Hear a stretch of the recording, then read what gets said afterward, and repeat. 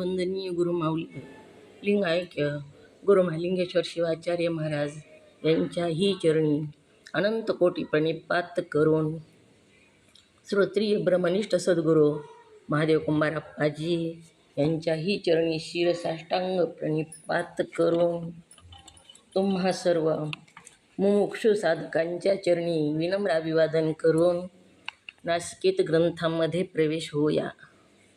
नासिकेत ग्रंथाचा 10वा अध्याय 3 दिवस झाला आपला सुरू आहे. आज शेवटचा शेष भाग. अध्याय थोडा मोठा आहे. 10व्या अध्यायाचा शेष भाग आज बघणार आहोत.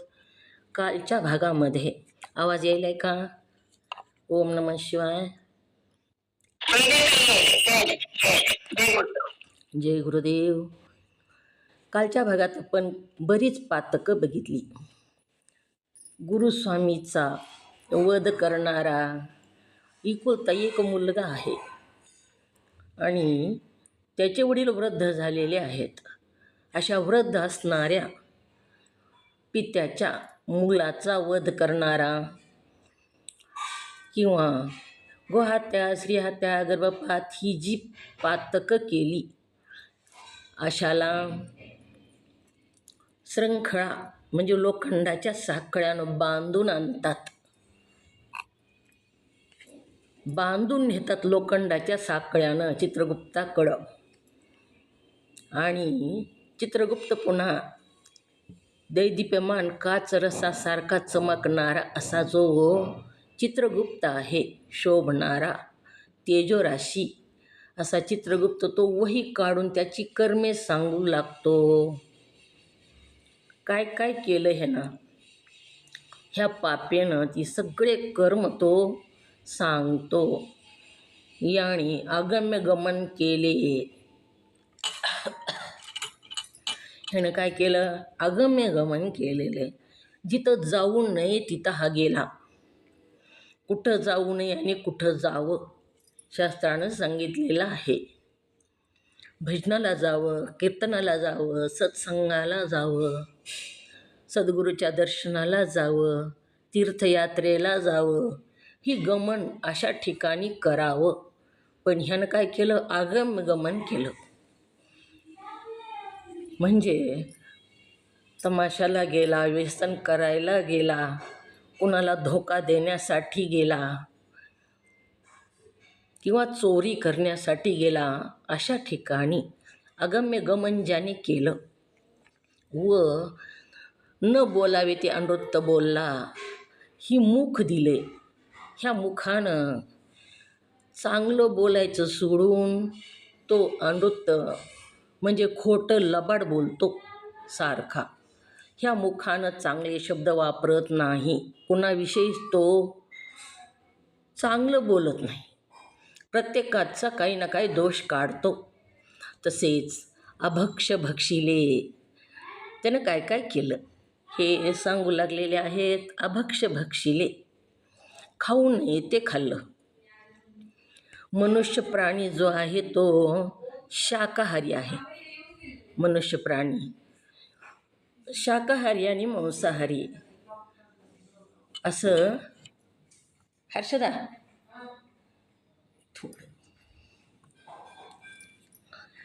शाकाहारी आणि मांसाहारी ठरलेलं आहे.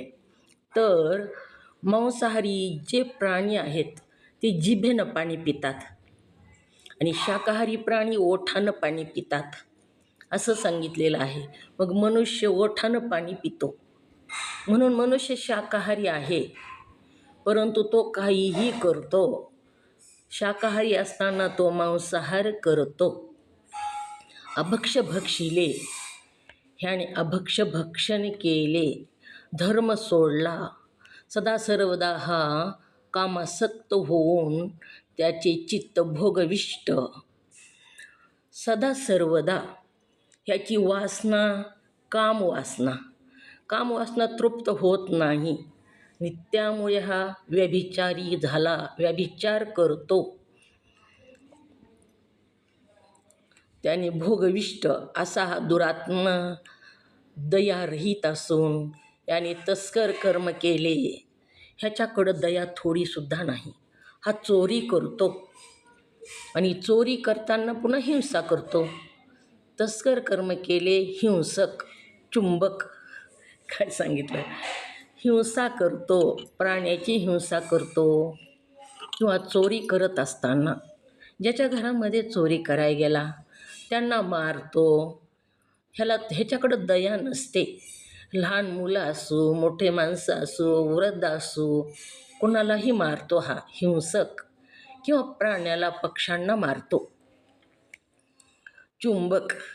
चुंबक म्हणजे चिंगू म्हणतो आपण त्याला. एकही पैसा कशासाठी खर्च करत नाही, स्वतःसाठी सुद्धा खर्च करत नाही तो. त्याला चुंबक चिंगू. तो दान धर्म तर करतच नाही, सत्कर्म तर करतच नाही, परंतु स्वतःवर सुद्धा पैसा खर्च करत नाही. जर कोणाबरोबर चालला तर दुसऱ्यांनीच माझ्याविषयी खर्च करावा, माझं तिकीट दुसऱ्यांनी काढावा, माझ्या रिक्षाचे पैसे दुसऱ्यांनी द्यावे, त्याचे परत मी देऊ नये, असं चुंबक. परमकलुषित. सारखं भांडणं करणारा, कलुषित कलह करणारा, रोज कुणासंग ना कुणासंग कलह करणारा. परम म्हणजे कलह केल्याशिवाय त्याला करमतच नाही. परमकलुषित. भांडकुदळ त्याला आपण, आपला शब्द काय भांडकुदळ असं म्हणतो. परमकलुषित आणि सुरापान असे दुर्गम दोष करून मिथ्यवादी. व्यसन करणारा. सुरा म्हणजे दारू, सुरापान करणारा. दुर्गम दोष. ही जी दोष आहेत ते फार मोठे दोष सांगितले. दुर्गम दोष करून मिथ्यवादी. खोटं वागणारा आणि खोटं बोलणारा. खोटं वागायचं आणि खोटं वागून खरं वागलो सांगायचं. मिथ्यवादी. खोटं वागायचं आणि खरं सांगायचं, किंवा खोटं बोलायचं सुद्धा. मी जे केलं नाही ते केलं म्हणणं, किंवा वाईट काम केलं तर मी केलं नाही असं सिद्ध करून दाखवणं. अशा प्रकारे मिथ्यवादी.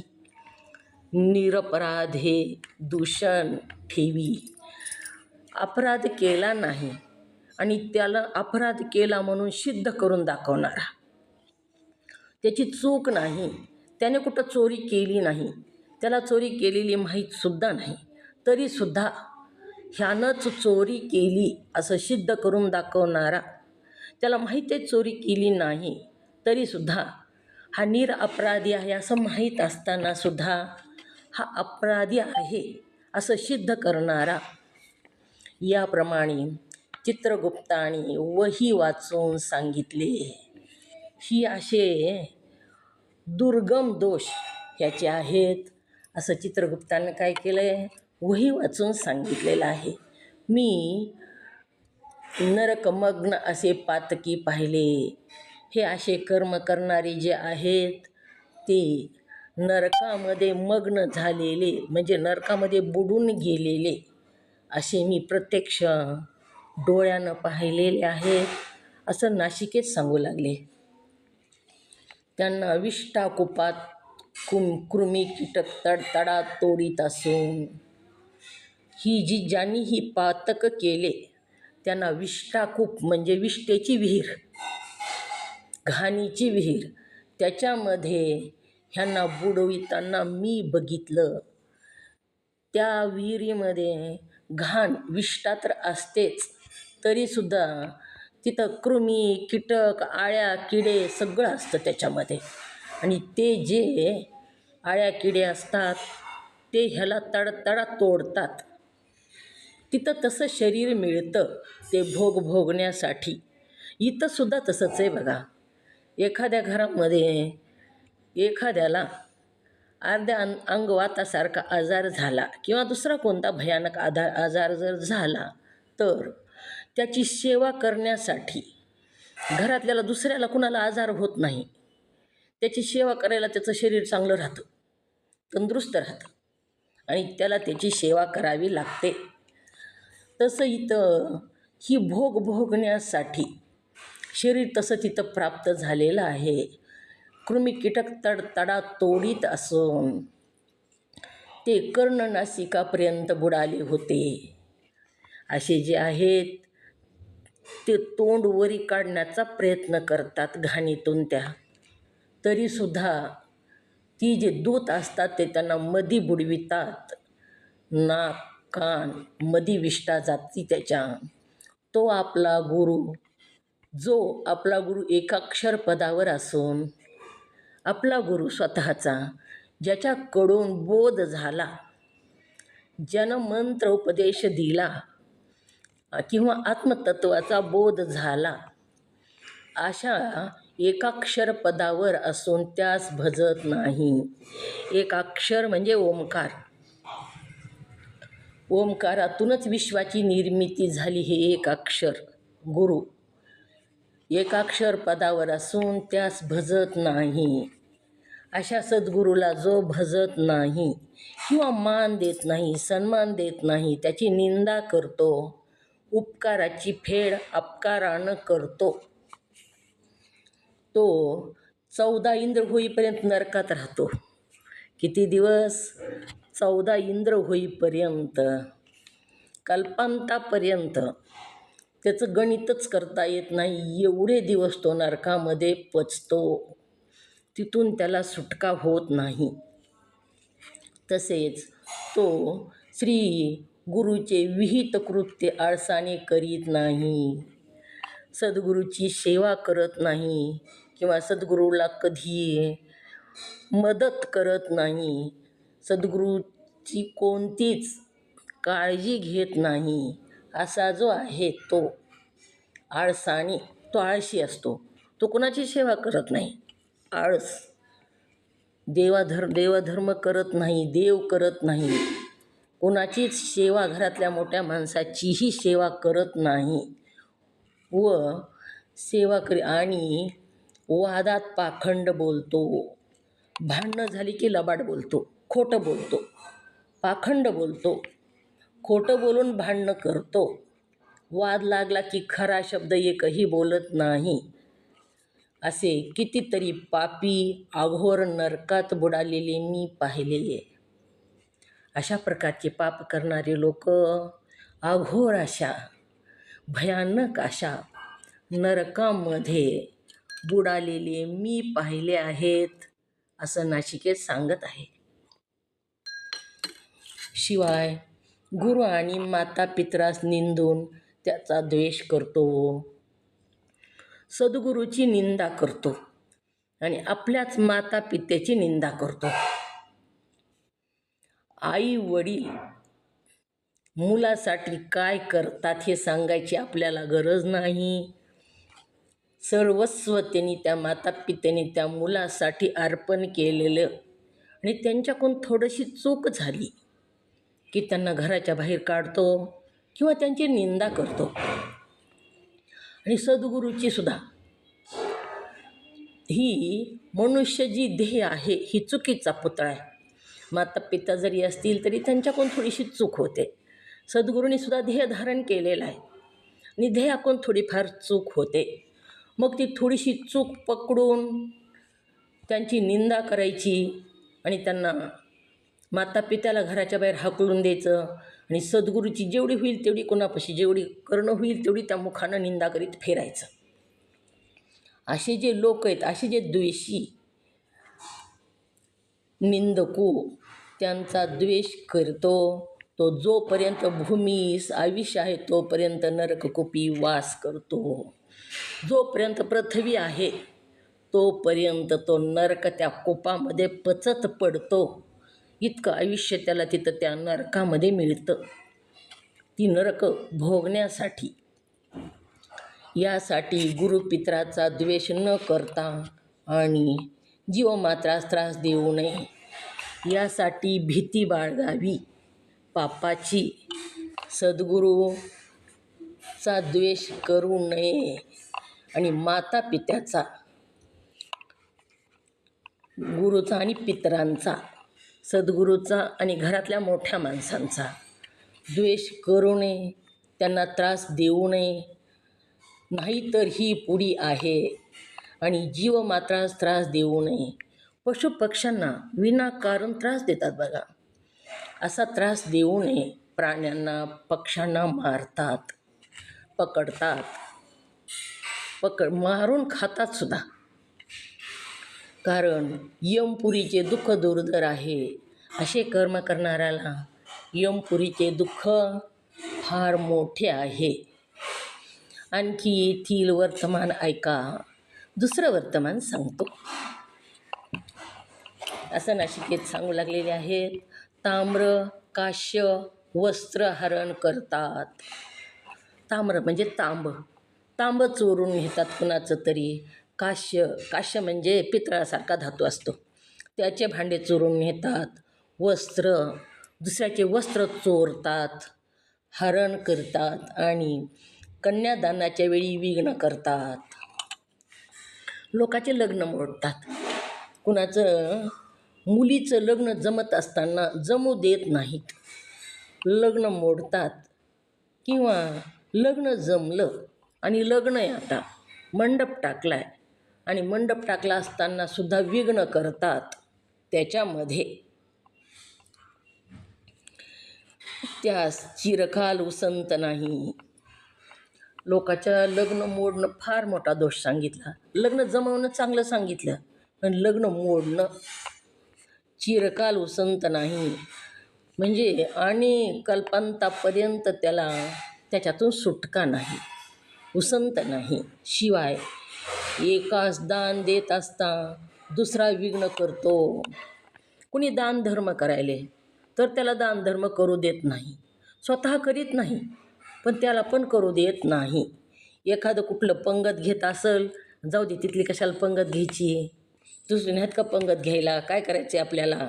अशा प्रकारे कोणतंही दान धर्म करत असताना विघ्न करतात. त्यास आसीपात्राने दांडतात. आसीपात्र म्हणजे काट्याच्या वनामध्ये विघ्न करतात, त्याला काट्याच्या वनामध्ये टाकतात आणि दंडितात. आणि मुनी किंवा ब्रह्मचारी यास तपास विघ्न करतात. तपश्चर्या करणाऱ्याला विघ्न करणारे, तप करत आहे, जप करत आहे तर त्यांना विनाकारण विघ्न करणारे, करू देत नाहीत त्यांना करत असताना. ही सुद्धा पाप सांगितलं. जे ऋषी मुनी आहेत ते तप करत असताना किंवा ब्रह्मचारी, त्याच्यातच ब्रह्मचारी आश्रमाचं पालन करून तो साधना करत आहे, पण त्याचे ब्रह्मचारी आश्रमाचं त्याला पालन करू द्यायचं नाही. त्याला काहीतरी दुसरंच येऊन सांगायचं, लग्नच कर, कुठं काहीच कर. याच्या तपास विघ्न करतात. जी ब्रह्मचारी आहेत त्यांना ब्रह्मचार्य आश्रमाचं पालन करू देत नाहीत. आणि तप करणाऱ्याला तपश्चर्या करताना विघ्न करतात. यज्ञ करताना, आता सप्ताह ही एक यज्ञच आहे, 7 दिवसाचा. यज्ञ करत असताना अडथळे आणणं, कोणत्याही सत्कार्याला अडथळे आणणं, असे जे असतात ते दक्षिणद्वारी ब्रह्मकल्पापर्यंत दुःख भोगतात. ते दक्षिणद्वारानं जातात आणि ब्रह्मकल्पापर्यंत दुःख भोगतात. शिवाय दीनजनांचा घात मित्रग्न, दीन दुबळं एखादं, त्याला स्वतःमध्ये सामर्थ्य नाही, मजुरी करणारं असं दीन दुबळं, आणि आपण सामर्थ्यशाली असतो तो, मग सामर्थ्याच्या बळावर विनाकारण त्याचा घात करणं, त्याला मारणं, असे जे करतात. किंवा मित्र आहे आपला, दोघं मित्र आहेत जवळचे मित्रग्न, आणि त्या मित्राला धोका देऊन मित्राचा घात करणं, कोणत्या ना कोणत्या कारणास्तव जो त्यास आसीपत्रात ताडतात. त्याला काठेरी वन, लोखंडासारखे काठे झर असे त्या काठेरी वनामध्ये टाकतात व आपली माता पिता आणि गुरु यांची स्वामुखाने निंदा करतो. आई, वडील आणि गुरु या तिघाची निंदा जो करतो तो, माता पिता आणि गुरु यांची निंदा करणाऱ्याला तात्काळ फळ सांगितले त्याचं. त्याला जास्त दिवस वाट बघावा लागत नाही, आत्ताच इथंच त्याचं फळ लवकर प्राप्त होतं. त्याला इथं तर प्राप्त होतंच, पण पुन्हा पण प्राप्त होतं तिथं यमपुरीमध्ये. आपली माता पिता आणि गुरु यांची स्वमुखाने निंदा करतो. त्यास तप्तगारामध्ये भाजतात. तप्तगार म्हणजे विस्तवामध्ये, हारामध्ये, विस्तवाचे जे हार असतो त्या हारामध्ये पापडी भाजल्यासारखं त्याला भाजतात. तिथं मरण येत नाही. त्रास खूप होतो. त्रास इथं जेवढा होतो तेवढा तिथं त्रास होतो. आता पेटवून घेतलं एखाद्यानं तर किती त्रास होतो, पण मरण येत नाही. मग त्याला भाजल्यासारखं समजावं ना ते. तसं तिथंसुद्धा भाजतात असं मी पाहिलेलं आहे. शिवाय त्यास ज्वालावणीत हिंडवून तो क्लेशभिमुख होऊन आक्रंदून रडू लागतो. जाळ लावलेला आहे मोठा आणि त्या जाळामध्ये ढकलू ढकलू देतात त्याला. ह्या बाजून तिकडच्या बाजूला ये म्हणून सांगतात. आणि जर तसं नाही केलं तर वरून दंड्यानं मारतात. मग ते जाळामध्ये गेल्यानंतर पोळायल्यानंतर तो आक्रंदून रडतो, मोठमोठ्यानं आक्रोश करतो. ते आक्रंदून रडायलेलं बघितलंय मी. ते बघताना सुद्धा आपल्या हृदयाचं पाणी होतं. आपल्याला खूप वाईट वाटतं. असं नाशिकेत म्हणू लागलेलं आहे. तो कोट्यावधी पातकी व अशी पत्रवनात मी प्रत्यक्ष पाहिले. एक दोन नाही तर असे कोट्यावधी लोक त्या काटेरी वनामध्ये, त्या जाळामध्ये ढकलून देताना किंवा काटेरी वनामध्ये त्यांना पाडूवरून मारताना मी प्रत्यक्ष स्वतः बघितलेलं आहे ह्या महापातक्यांना. आणि इथं थोडे नसतात. दक्षिणद्वारामध्ये कोट्यावधी लोक असतात. दुसऱ्या तिन्ही द्वारात कमी असतात. पूर्वद्वार आणि उत्तरद्वारात कमी असतात. पुण्यवंतच असतात तिथं. परंतु आणि पश्चिमद्वारामध्ये सुद्धा थोडं पापपुण्य मिश्रित असतात. परंतु ह्या दक्षिणद्वारामध्ये मात्र पापी लोक असतात आणि गर्दी खूप आहे. कोट्यावधी असतात. कोट्यावधी पातकी त्या अशी पात्रवनात मी प्रत्यक्ष पाहिले. तसेच बाल, स्त्री आणि वृद्धजन त्यास वंचून सगळे पातक सांगितले बघा. सगळे जेवढे जीवनामध्ये घडतात तेवढे. तसेच बाल, स्त्री आणि वृद्धजन. घरामध्ये लहान बाळ आहे, वृद्ध आई आहे, पत्नी आहे आणि ह्याला सगळ्याला वंचून आपण भोजन करतो. कमवून आणत नाही, त्यांना काहीच देत नाही आणि आपण एकटाच भोजन करतो. बाहेर जाऊन कुठेही एकटेचंच पोट भरतो. त्यांना काहीच देत नाही, उपाशी मारतो. लहान बाळ जरी असलं तरी. वृद्ध आई वडील घरामध्ये आहेत, पत्नी घरामध्ये आहे, त्यांना अन्नधान्य आणत नाही. आपण मात्र एकटाच भोजन करतो, एकटंच पोट भरतो. त्यास हे यमकिंकर पूयक पंकाणी पान करवितात, पू पाजतात. त्या नदीतलं वैतरणी नदी जी आहे ती नदी पुवाची नदी आहे. पू रक्त भरलेले त्या वैतरणीमध्ये. मग त्या वैतरणीमध्ये जसं नदीचं पाणी पाजतात तसं त्या वैतरणी नदीचा पू जी आहे ते अशा लोकांना पाजतात. कुणाला तर ज्यानं कर्तव्य केलं नाही थोडंही. लहान बाळ आहे घरामध्ये, त्याची कधी काळजी केली नाही. व्यसनी लोक असे करतात बघा बरेच. घरामध्ये पत्नी आहे, उपाशी मारायली ती पत्नी, तिलासुद्धा कधी तिच्या अन्नाची व्यवस्था केली नाही. वृद्ध माता पिता घरामध्ये आहेत, ते जेवले का कधी विचारलं नाही आणि स्वतः मात्र आपलं आपण व्यवस्थित जेवतो खातो आपले पुरताच.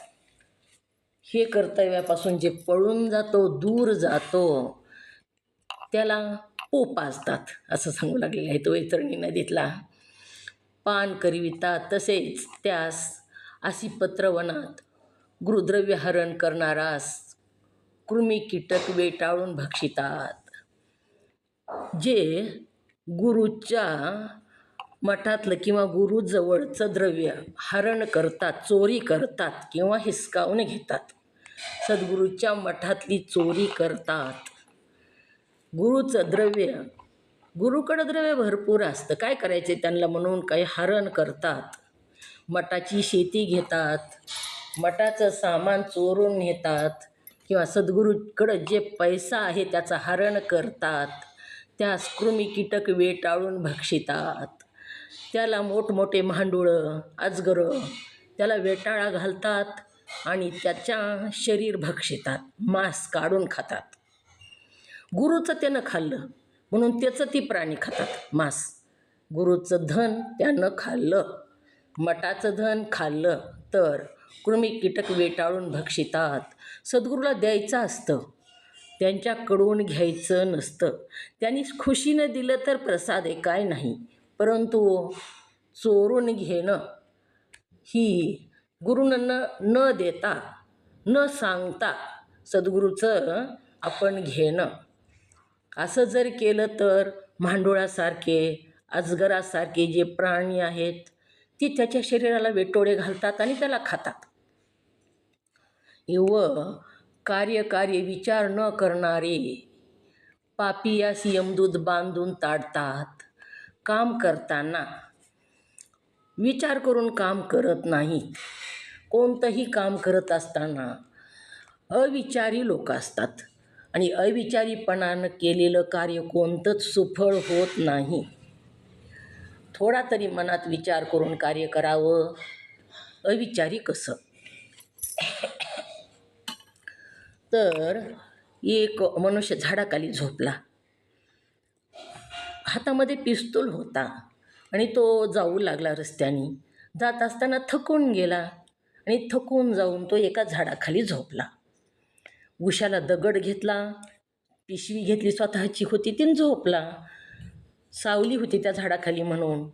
मग त्या झाडाखाली झोपल्यानंतर वर एक कावळा आला आणि कावळ्यानं वरून विष्ठा टाकली. ती बरोबर त्या व्यक्तीच्या कपाळावर पडली, ती विष्ठा कावळ्यानं टाकलेली, आणि त्या कावळा उडून गेला. त्याच्यानंतर गरुड पक्षी आला. हा गरुड पक्षी परोपकारी होता. दुसऱ्यावर परोपकार करणारे बरेच असतात, दुसऱ्याचं दुःख बघवत नाही. स्वतःच्या जीवाला त्रास करून घेऊन ध्येयाला दुसऱ्याला सुख समाधान देणारे संत.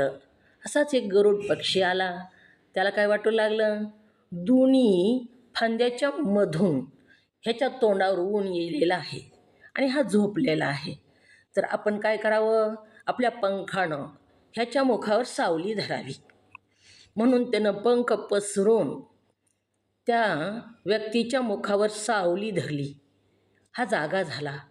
जागा झाल्याबरोबर त्याला काय दिसलं, कपाळावर विष्ठा पडलेली दिसली. त्यानं काहीच विचार केला नाही. अविचारीपणानं बंदूक होती आणि वरी जो गरुड पक्षी होता आणि त्यानंच विष्ठा टाकली असं ह्यानं समजलं. टाकली नव्हती तरी समजलं आणि त्याच्यावर बंदूक चलवली. कार्य विचार, कार्य करताना त्याचा अविचार करून कार्य करणारा, असे जे लोक असतात आणि असे करणाऱ्या लोकांकडून अपराध घडतात. असे सुद्धा कार्यकारी विचार न करणारे पापी यास यमदूत बांधून ताडतात. मी देखले शिवाय त्या वनात वेदविरुद्ध मत स्थापणारे व स्वच्छंदाने सदा वागणारे त्यास वार्धका दीर्घकाळ भक्षितात. मी बघितलेलं आहे शिवाय वनात वेदविरुद्ध मत करणारे, वेदांत जे आहेत ग्रंथ वेदाचे, ते वेदाचं ऐकायचं नाही. काही सांगितलं वेदामध्ये, असं नाही केलं तर काय होतं. म्हणजे आंघोळ करून स्वयंपाक करा असं म्हणलं तर काय, आंघोळ नाही केली तर काय होतं. अशा प्रकारे म्हणजे वेद विरुद्ध वागणारे, प्रत्येक वेदानं सांगितलेलं खंडन करायचं आणि त्याच्या विरोधात वागायचं. काय फरक पडतो असं केल्यानं? वेद काही पण सांगतो, तसंच आपल्याला वागणं होत असतं का? असं म्हणून वेदांताचं न ऐकता वेदाच्या विरोधात आपलं स्वतःचंच मत स्थापन करायचं, हेच बरोबर आहे असं म्हणून स्वच्छंदाने सदा वागणारे आवाज ये ना. ओम नमः शिवाय. ओम नम शिवाय. बाकीच्या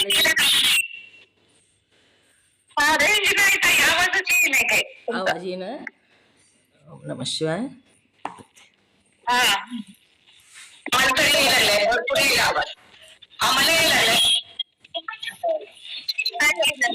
ज्यांना येत नाही ते लिफ्ट होऊन या, आम्हाला पण यायला.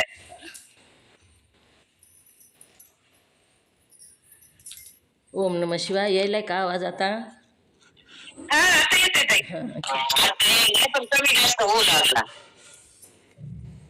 बरं बरं.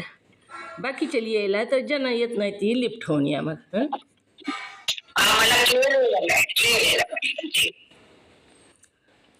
तर शिवाय वनात वेदवित मत स्थापणारे, आपलं स्वतःचंच मत स्थापन करणारे, वेदाचं ऐकायचं नाही, घरातल्या मोठ्या माणसाचंही ऐकायचं नाही, आणि सांगायला तर अंधश्रद्धा म्हणायचं, कुठं सांगितलंय काय होतंय प्रत्येक गोष्टीला असं म्हणणारे, दीर्घ स्वच्छंदानं सदा वागणारे त्यास दीर्घकाळ भक्षितात. असं स्वच्छंदानं वागणाऱ्याला सुद्धा तिथं ते प्राणी जे आहेत अजगरासारखे ते त्याचं मांस भक्षण करतात. भ्रतार वंचका नारीच्या अधर्मी रत असून अनाचार करतात. पती लग्न करून पतीच्या घरी गेली आणि पुन्हा अधर्मानं वागू लागली.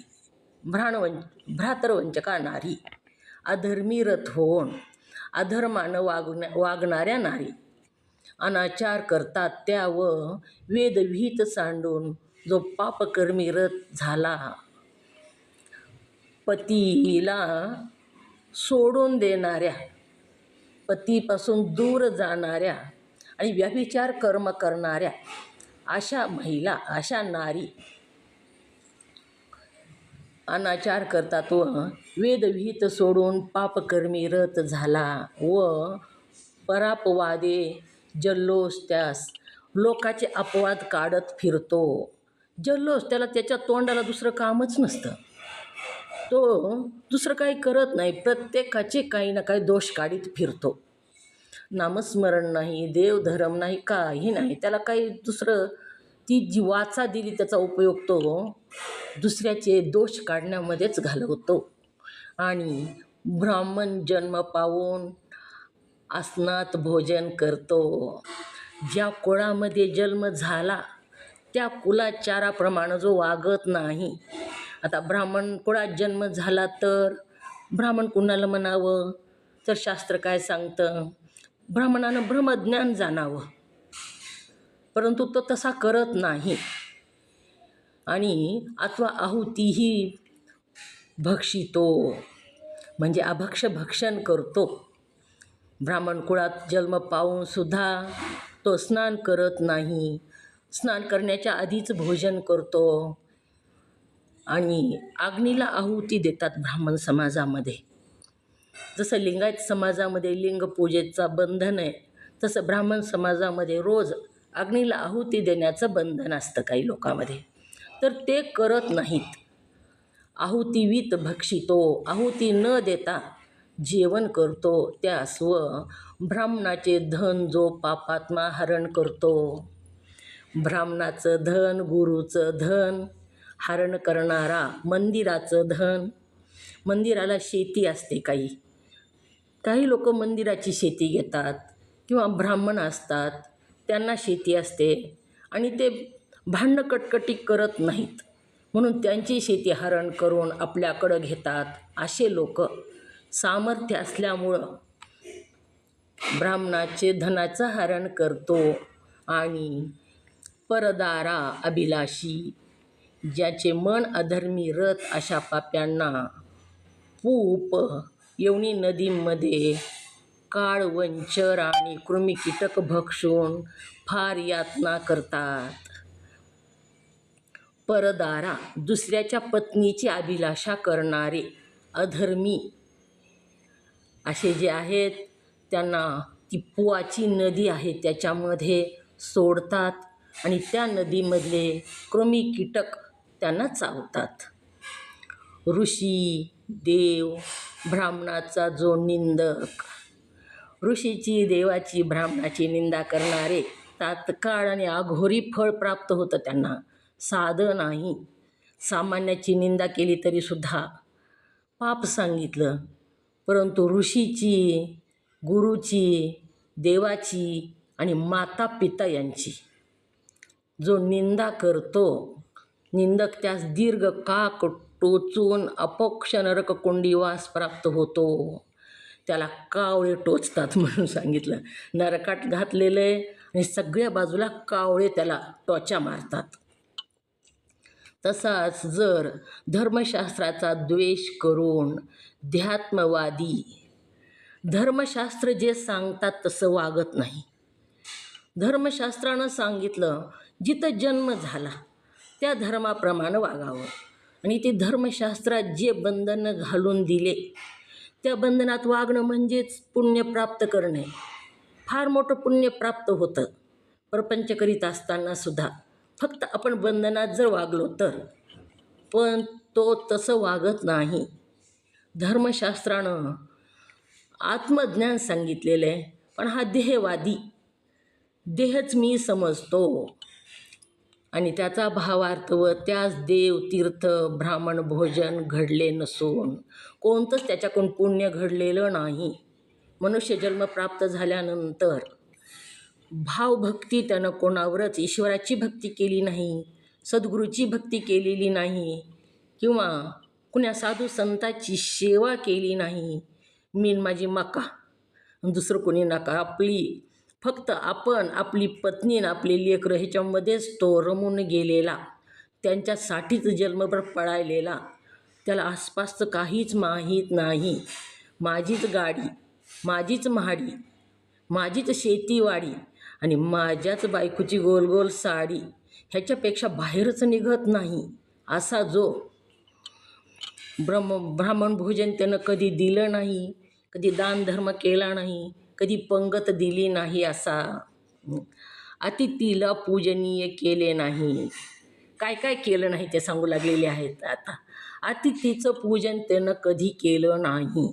कुणी आलं तर त्याला घरामध्ये तृप्त केलं नाही, किंवा दारामध्ये आलेल्याला कधी भिक्षा वाढली नाही. त्यास नरकात कृमिकीटकाच्या डोंगरासारखा उपद्रव सोसावा लागतो.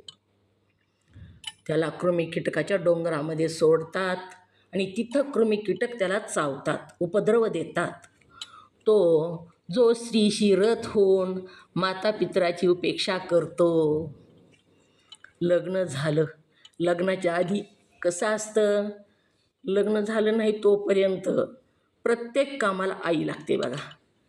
कशालाही प्रत्येक डब्बा द्यायला आई, डब्बा देणं आई, भूक लागली आई, कपडे धु आई, इस्त्री कर आई, गावाला जायचं आई, आई आई आई आई, असं असतं.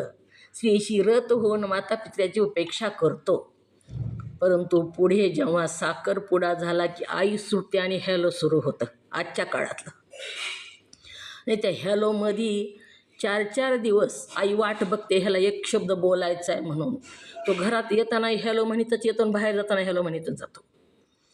मग स्त्रीशी रत होऊन लग्न झाल्यानंतर तर पुन्हा तर आईवडिलाला विचारितच नाही. स्त्रीशी रत होऊन माता पित्याची उपेक्षा करतो, म्हणजे माता पित्याला हाकलून देतो. उपेक्षा करतो म्हणजे जवळ ठेवून घेत नाही. त्यास ते दूत करपत्रे छेदतात. त्याला कोणती शिक्षा सांगितली, त्याचे हातपाय कापतात. दूत जे आहेत ती हातपाय कापून टाकतात, करपत्रे छेदतात. तो संत सज्जनाचा द्वेषी करून त्याची वासना अधर्मी झाली, तो त्या नरक नदीच्या यातनेत अकल्प आनंदिला. संत सज्जनाचा द्वेष जो करतो, द्वेष विनाकारण करतात लोक. सदा भजनच करतं, ह्याला दुसरं कामच नाही, प्रपंचच बघत नाही, ह्याचं लक्षच प्रपंचात नाही. मी माझा अनुभव सांगते. भजनाला कुठं जरी चाललं ना, मी दारावून जाताना त्या एक जणाच्या नाव गाव काय नाही, तिथून दारावून चाललं की भजनाला चाललो का म्हणायचं त्यांनी. कोणत्याही कामाला चाललं तरी, भजनाला चाललो का काय, मंदिरात चाललो का काय, देवाला चाललो का काय, मी किती लांबून जायचं, त्यांचं दारच वर्ज केलं. अशा प्रकारचे लोक असतात. दुसरेही कामाला चाललं तरी देवाला चाललो का काय, अशा प्रकारे विनाकारण साधू संतांची निंदा करणारे किंवा त्यांच्या साधनेमध्ये विघ्न आणणारे, ज्याला परोपकार घडत नाही, जो अधर्माकडे चालतो, परोपकार कधी करत नाही, दुसऱ्यावर उपकार करतच नाही, तो मी माझी मका आपलंच तो बघतो, दुसऱ्याचं बघत नाही. दुसऱ्यावर त्रास झाला तरी काही ह्याला घेणं देणं नसतं, तो परोपकार करत नाही. तो अधर्माकडे चालतो, धर्मानं चलत नाही, अधर्म मार्गानं चलतो व साधूची निंदा करतो, त्यास रौरव प्राप्त होतो. साधू संताची निंदा जो करतो त्यास रौरव नरक प्राप्त होतो. सामान्याची निंदा केली तरीसुद्धा निंदकाच्या तोंडी साबणाची वडी, देहाची पासोडी शुद्ध होय. दे रे दे रे दे रे देवा संताचा शेजार, मागे पुढे असावे निंदकाचे घर. निंदकाच्या तोंडी साबणाची वडी, देहाची पासोडी शुद्ध होय. अशा प्रकारे निंदक काय करतो तर समोरच्याचा देह धुवून काढतो. साबणाची वडीच त्याच्या तोंडामध्ये असते दुसऱ्याचं पाप धुण्यासाठी, त्याच्या स्वतःकडे घेण्यासाठी. आणि साधू संताची जो निंदा करतो त्यास तर रौरव नरकाची प्राप्ती होते. तो मदनाने मस्त होऊन कार्यकारी विचार करत नाही. मदनाने म्हणजे वासनेने, कामवासना, सारखा कामवासनेने तो बरबटलेला असतो आणि ती वासना तृप्तीसाठी ते व्यभिचार करतो, वेगवेगळे व्यभिचार करतो. त्यांना आपण बघत आहोत, लहान मुली कळत नाहीत, काहीच कळत नाही व्यभिचारी लोकाली. अशा अभाग्यास भयानक यमयातना होतात. असा तो दक्षिण मार्ग दुस्तर असून प्राणी दुष्कर्म आचरतात. असे लोक त्या दक्षिण मार्गानं जातात आणि दुष्कर्म आचरणारे लोक तिथं ती यातना भोगतात. त्याच्या शुभाशुभ कर्माची यमधर्म झडती घेतो. सगळ्या कर्माची झडती घेतो त्याच्या. शुभ कर्म असो नाही तर अशुभ कर्म असो, शुभ कर्म असेल तर त्याला तिथं सत्कार होतो. आपण बघितलेलं आहे पूर्वद्वार आणि उत्तरद्वार किती सत्कार होतो. त्याला वाजत गाजत रथात घालून त्याचं स्वागत करीत रस्त्याने सुद्धा जे लोक लागल ते लोक तिथं स्वागत करतात सत्कर्म करणाराला. यासाठी नरदेही येऊन सावधानीने ईश्वर भजन करावे, म्हणजे भवबंधनाचे ते दारुण दुःख प्राप्त होत नाही व धर्माने प्राणी तरतात हे नासिकेताने प्रत्यक्ष पाहिले. धर्मानेच तरता येतं, त्याशिवाय दुसरा कोणताही मार्ग नाही. आपल्या प्रपंच करत असताना फक्त पापाला आणि बापाला दोघाला भ्या म्हणून सांगितलं, भीती बाळगा. आणि जी आपल्याला कार्य दिलं, जो धर्म आहे त्या धर्माच्या चौकटीत जरी आपण राहिलात तरीसुद्धा आपल्याला कोणताच यमधर्म त्रास देत नाही. आपल्या आपल्या धर्मानं वागून उरलेला वेळ ईश्वर चिंतनात जर घालवला तर प्रपंचाचे सगळे कर्म करून, घरातल्या वृद्ध माणसाची सेवा करून, अशा प्रकारे ही 10वा अध्याय पूर्ण झाला. आपला वेळही झालेला आहे, थोडा जास्त झाला वेळ, पण पूर्ण करण्यासाठी घेतलं, पुढचं तरी धावतं घेतलं. आता 11वा अध्याय यमपुरीची भयंकर जाचणी. सगळे पाप सांगू लागलेले आहेत. हा जो ग्रंथ ज्याने ऐकला तो सावध होतात बघा. त्याला कर्म करताना, हात त्या कर्माला लावताना त्याच्या लक्षात येतं ही केलं तर आपल्याला कोणती शिक्षा आहे. त्याच्यामुळं आपण पापकर्म करत नाही. आपल्याला सावध करणारा, आपल्याला योग्य दिशा देणारा हा ग्रंथ आहे. झालेली सेवा सर्वांच्या चरणी समर्पित, सद्गुरू माऊलीच्या चरणी समर्पित करून सेवेला पूर्णविराम. जे वाणीतून योग्य शब्द बाहेर पडले ते सद्गुरूंचे. जे अयोग्य शब्द बाहेर पडले असतील तर वाणीचा दोष. सर्वांच्या चरणी वंदन. ओ